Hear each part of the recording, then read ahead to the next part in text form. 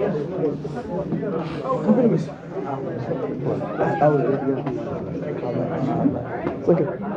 wada burmaar dadkan ku hadlayso ziyaare Ibrahim hadlaya ya come on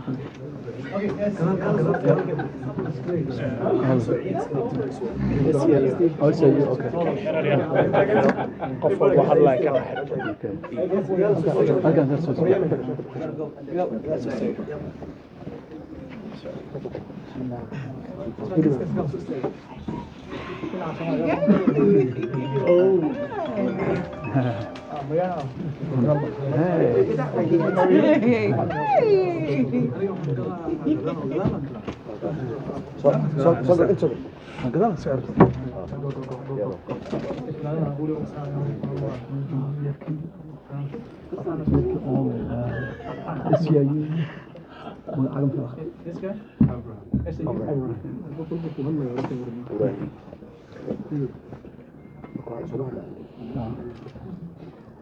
Good afternoon. My name is Eid Ali. I'm the president of MULDA, Minnesota Uber and LYFT Drivers Association. We have a press conference here today, and we just want to rebut the press conference that was had about a week ago by the mayor of Minneapolis, Mr. Jacob Fry, that he was mentioning the rate of the compensation that he thought was the best one that Uber and LYFT drivers deserve to be paid. So we do have drivers here, we do have city council members here, we do have some of the community leader here. We also have our attorney here back in there. So I will be the one who will be calling folks to just say a few words about what we have as a plan today. So I'm going to start with a city council member, Wensley Robin.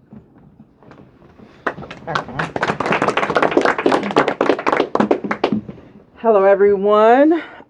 So very excited once again to be here talking about this significant piece of legislation that myself, Councilmember Jason Chavez, and Councilmember Jamal Osmond has spent the past year championing to make sure that every single rideshare worker, driver, like the folks standing behind us, is not just earning a livable wage, but a minimum wage. Absolutely. And minimum wage, I want to be clear because that has not been clear in a lot of the press that has come out of the mayor's office recently or from Uber. Minimum wage means $15 an hour. City Council passed 15 several years ago, and there is no reason why any worker in our city or any business, small or a large-scale corporation, should be paying anything less to their workers who make our city thrive and help it function day to day. So with that in mind, we want to make sure that there's full clarity about how we're going to pass a policy that gets rideshare workers up to a $15 minimum wage. So in light of that, I'm proud of my co-authors. We took the advice of our colleagues from the last legislative process where, we've met with, or at least extended invitation to meet with every single council member. We've met with the mayor. And from that, we have gathered that some council members and the mayor have different proposals for how they would like to pay our drivers or compensate them fairly. But again, the goal is to get to a $15 minimum wage.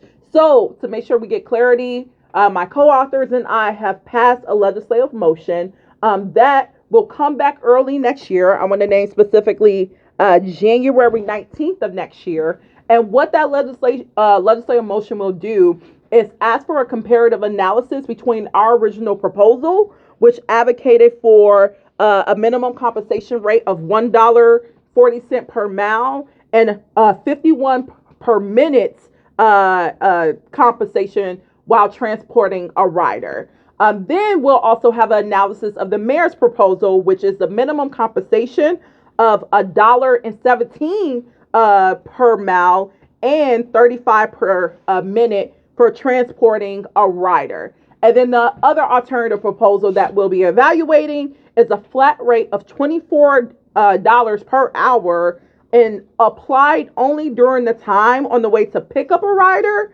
or during the same time transporting a rider. So we want to take the time, let our staff do a thorough analysis of these three compensation proposals to make sure that whichever proposals gets us to a $15, we want to be ready to pass that early next year. It should be a unanimous vote. This past summer, we heard council members say they all support paying our drivers what they deserve, and that's a minimum wage. So we want to make sure that our legislative proposal gets them there and nothing less.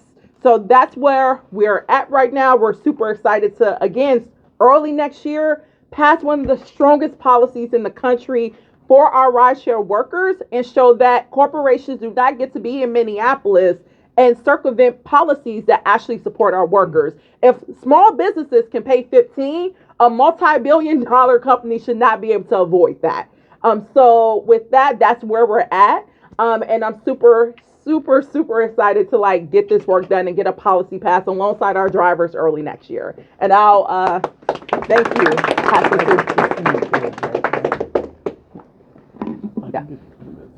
Sorry. Hi, everyone. Oh, yeah. me? Yeah. Oh, my bad. Here, you want this? How you clip this? Okay.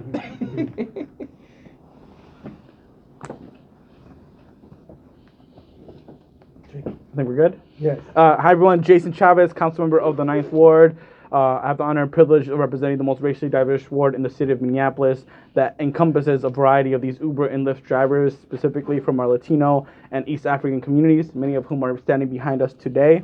I'm proud of the work that our Uber and Lyft drivers have been doing to push this issue not only at the state level, but at the city level, and the work that I've been doing with Councilmember Robert Wansley as the chief author and Councilmember Osman to make sure that the voices of the community are not being left behind. The next steps that we're doing now is making sure that our Uber and Lyft drivers get a $15 minimum wage, and I'll repeat that again, a $15 minimum wage, making sure that our Uber and Lyft drivers and workers are actually being protected and supported in the city of Minneapolis. We are a city that is supposed to care about its workers, and passing this policy is a step forward to that. The people I represent proudly have continuously said that they want to have a place to sleep at night, they want to be able to provide food for their families, and they want to be able to live their best life.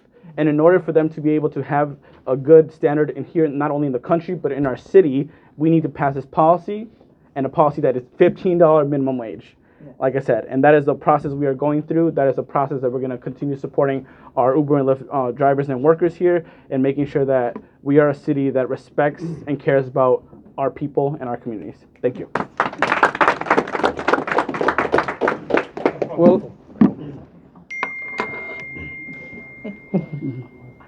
Well, again, thank you so much, Councilmember Wensley and also Councilmember Chavez. They have been with us ever since we have started this struggle, and we really appreciate their efforts. And we stand by 100% about what they're advocating, which is what it would be the best for the drivers of Uber and Lyft drivers of Minnesota. Now, I will call a representative of SEIU, which is one of our allies, who is here with me, and I will just give him to say a few words in the next 2 minutes. And his name is Mr. Ibrahim. Good afternoon. My name is Abraham Skina, and I am the leader airport organizer at ACIU Local 26. Our Local 26 has historical and continue to serve as an critical, important institution that address historic workplace and wealth inequality faced by Black, brown, immigrant, and low-wage workers. For several years, many of our members have shared with me that low wage requires them to hold a second job, with many serving as drivers for Uber and or Lyft. Each of these experiences and stories are so similar. The hard-working drivers continue to make less and less, while the cost of driving continues to go up. It should be the expectation of any elected official that a solution for the gross exploitation for immigrant workers should center the needs and demands of the actual workers.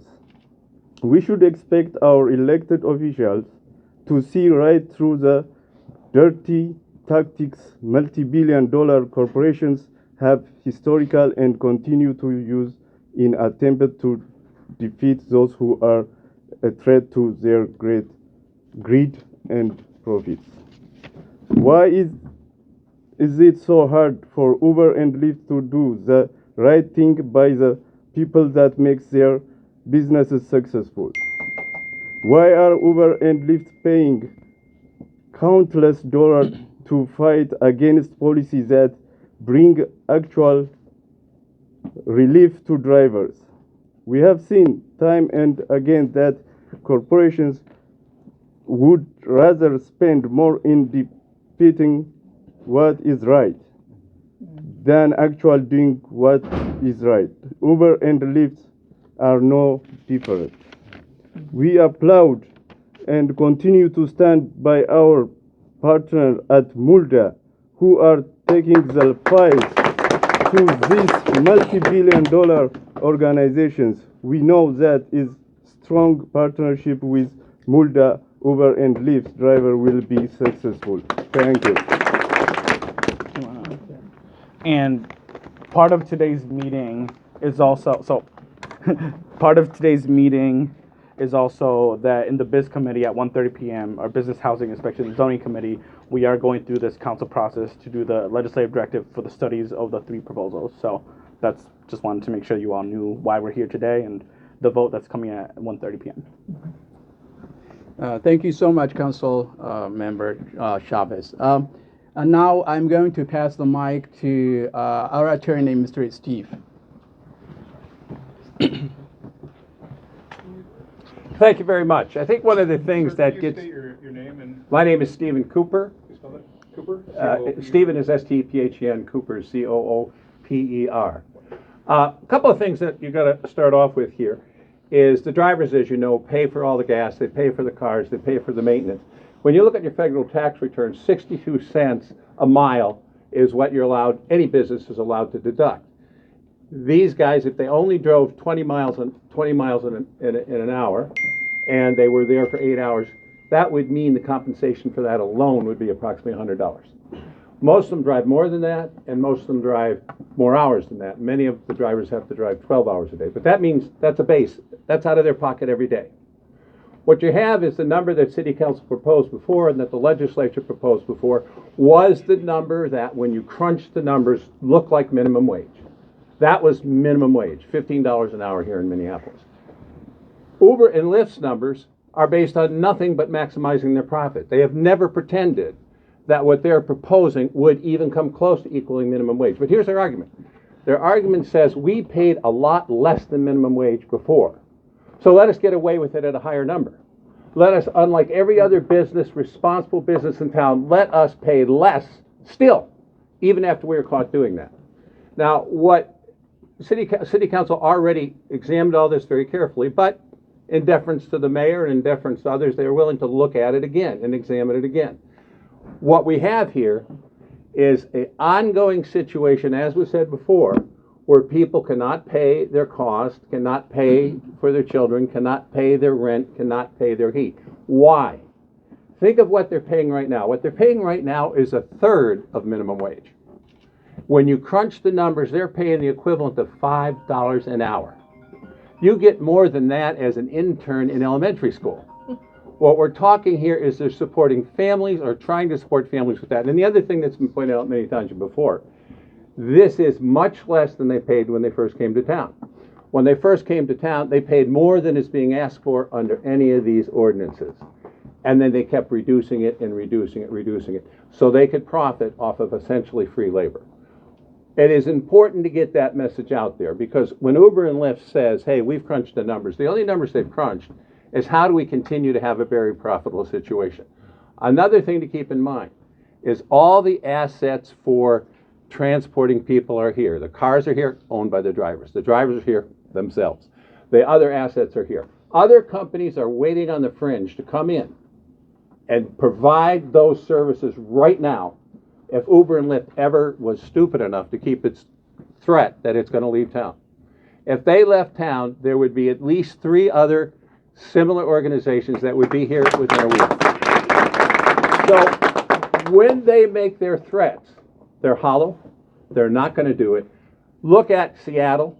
They made the same threat in Seattle. Seattle gets more on every one of these criteria than is in this ordinance. One last thing to remember, there's a number of other important things. For instance, when I was waiting to come up here, people were showing me that on Thanksgiving, Uber and Lyft was charging up to $107 for people to go from the airport to downtown. The drivers were getting 17 of those dollars. Now, when they say the problem is the drivers will be getting too much, when they're taking $107, exploiting people on Thanksgiving, and only giving the drivers 17, when normally they do that same ride for $25 and give the drivers 7, that means what the drivers have got is 10 more dollars, and what Uber and Lyft has got is, what is the math on that, 75 more dollars. Yeah. When they make that argument, they can't make it if they have to give a fair wage. That argument is not true. Uber and Lyft has all kinds of ways that they get a lot more money for their rides than they talk about on their general ride. I think I've used my 2 minutes. Thank you very much.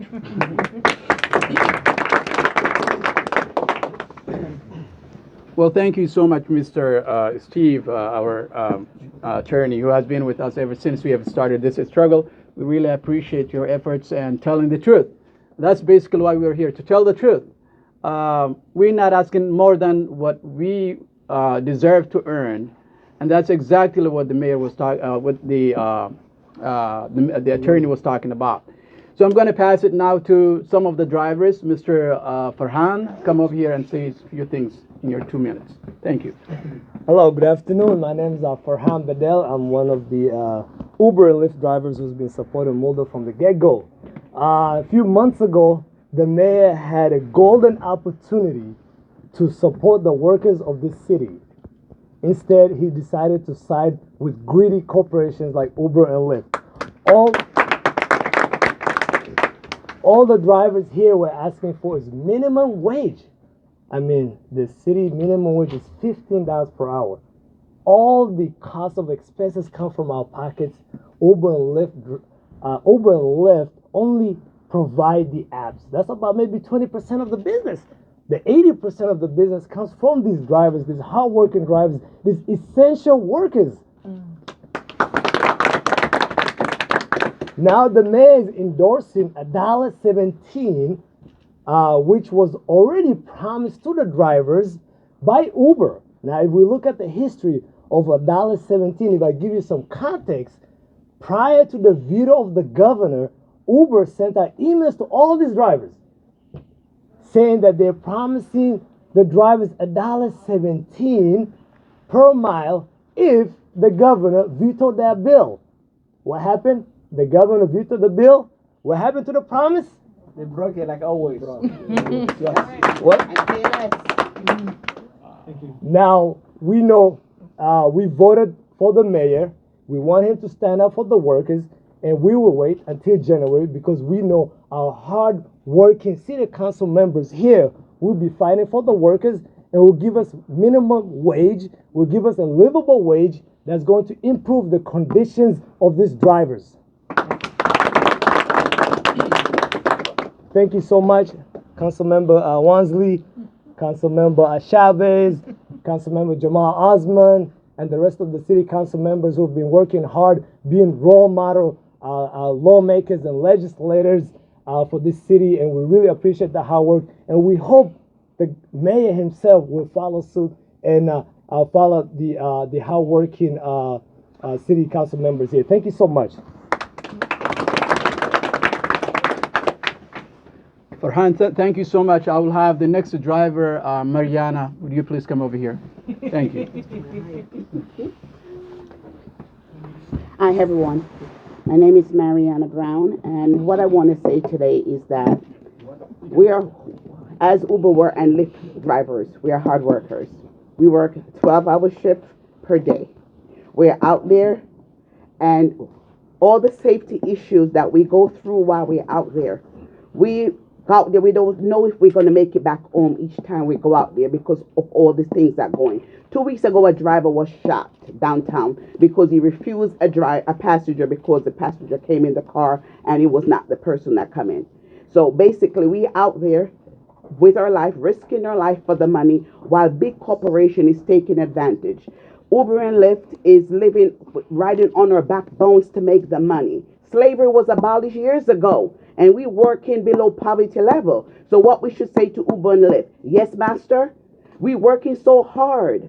We out there, we sweating, we out there, we drive. Sometimes our ankles swell, our feet swell. We go home at night, we so tired that we fall asleep in the couch downstairs, can't make it upstairs to our bedroom. From working out there and can't make $300 for the whole day out there for 12 hours. We have past drivers that get trips the other day, 216 miles each way, $158. That's 432 miles, 7-hour drive for that little money. When we go out there, gas tank, we have to fill up twice for that trip. It's fair to us? No. We have to stand up and ask the mayor. We voted for you. We put you there. Stand up for the people and not for the big corporation. We understand that the big corporation can sponsor your bill, but how was the people who is voting for you? We are the people that you should be looking out for. Uber and Lyft, you know where their customer service is? They're not even in the U.S. They're in other countries. So why you stand up for these people who is not even paying their customer service to be in the U.S. and in other countries? Why can't you stand up for the people who voted for you in your state? So we're asking the mayor to do the right thing. $1.17 is nothing. As Farron said, when Uber promised to give us $1.17, once the bill was vetoed, they said, "Bill, everything is as before." And the rides that used to pay $10, they start paying $6. So basically, we are being punished. We are being going through all this because we stand up for a right. This is a free country. We are supposed to be able to speak and stand up for a right. So if we can't stand up for a right, what should we do? Who should we go to if the people that we voted for can stand up with us? And that's why, like the city council member, Wolseley, Chavez, Osman, and all the other members that stand with us, they feel our pain. They stand with us in solidarity. And we just asking the mayor to do the same for us. Thank you. Thank you. Well, thank you, Mariana. I will have one more last driver, and then we'll be opening for questions. And the last driver that I will give an opportunity to talk is going to be Abdi. Yeah, okay, yeah, come on in. Yeah, just say your name. And, Sure. Can y'all coming out okay? I probably should hold it. Suleiman Aden, Suleiman, Aden, A-D-A-N, Deputy Executive Director of Carey, Minnesota. Here representing our office here today, and the focus here today is the Minneapolis Uber and Driver Association, MULDA. And our office 100% stands with the organization and the what they are fighting for, which is just equality, not even equality, equity, what they deserve, right? Yeah. Our office endorses the proposal for just compensation, representing a fair and necessary step. This isn't just about drivers, it's a stand against corporate greed and neglect of workers' rights. Supporting MULDA means standing for every Minneapolis worker's dignity, and we send a clear message that fairness and respect for labor practices are principles that we live by, and that are principles that we should be practicing. In a city that is known for progress and fairness, our actions must align with these values. Thank you.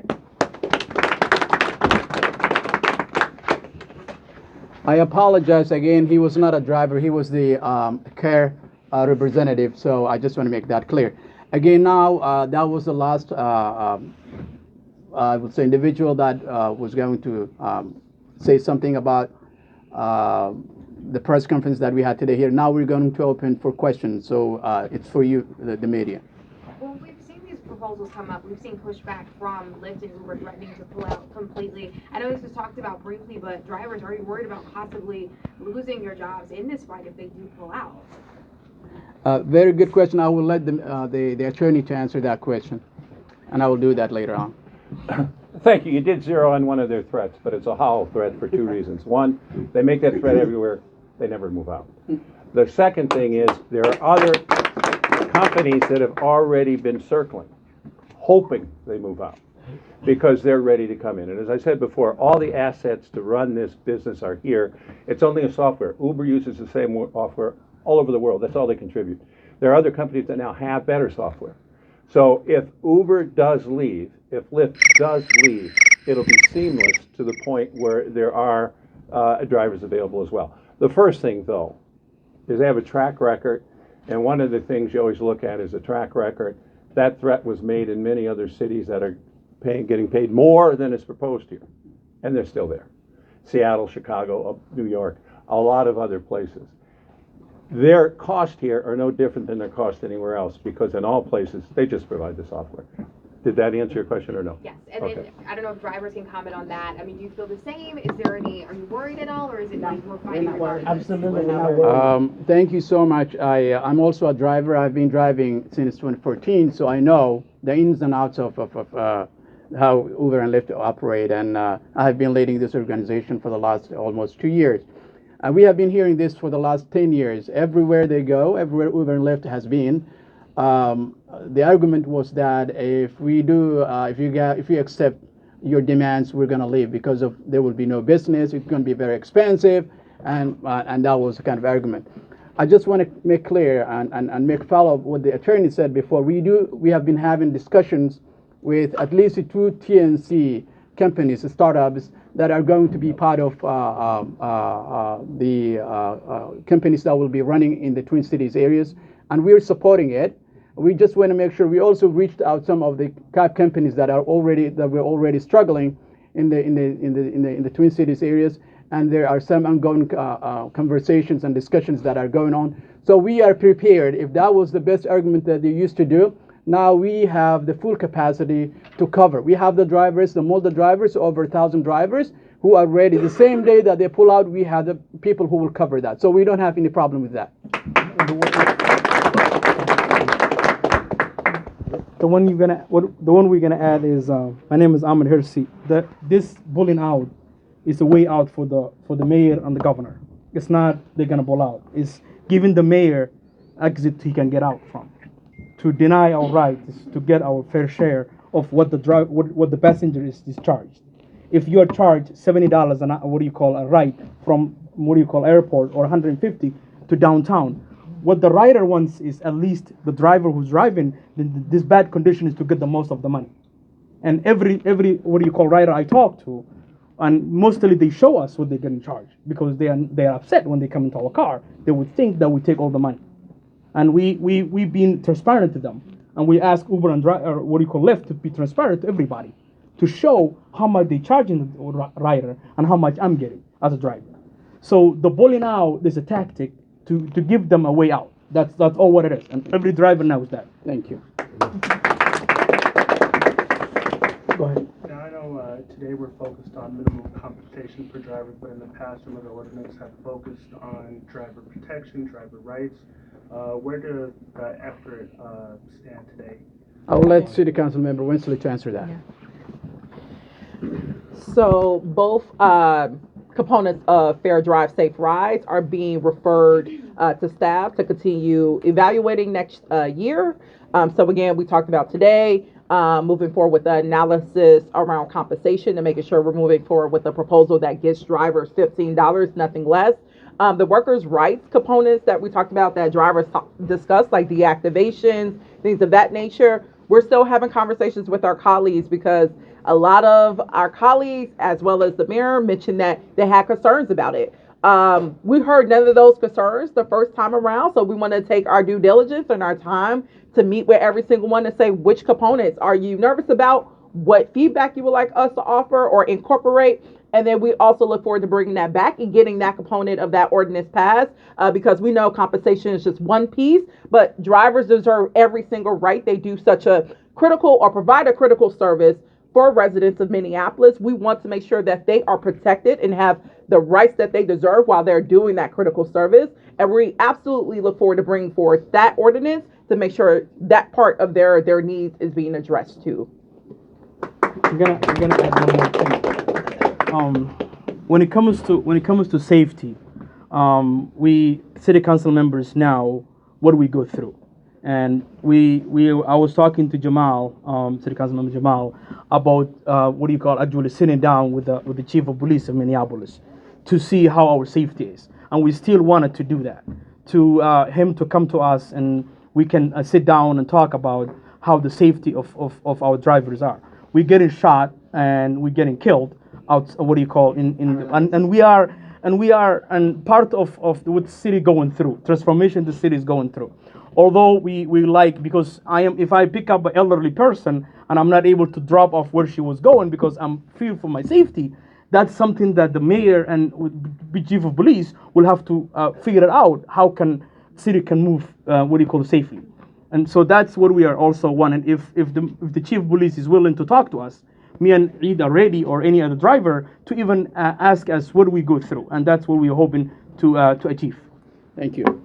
And I want to add one more piece that I forgot a while back ago when I was talking about if the TNC pulls out, what would be the next, what is your option?